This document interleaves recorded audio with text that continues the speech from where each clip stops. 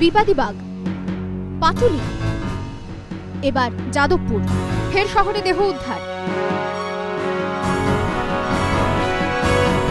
বুধবার সকাল 11টা নাগাদ যাদবপুরের গলফ ক্লাব রোডের এই পুকুরে এক প্রৌঢ়ার দেহ ভাসতে দেখেন স্থানীয় বাসিন্দারা। খবর পেয়ে ঘটনাস্থলে আসে যাদবপুর থানার পুলিশ। পচা গলা দেহটি উদ্ধার করে ময়নাতদন্তের জন্য পাঠানো হয়। 3 দিন আগে মিসিং ছিল, আজকে সকালবেলা বডিটা ভেসে ওঠে।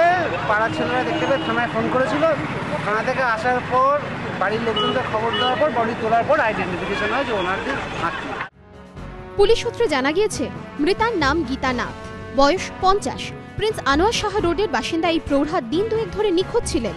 যাদবপুর থানায় নিখোঁজ ডায়েরিও করা হয় পরিবারের তরফে।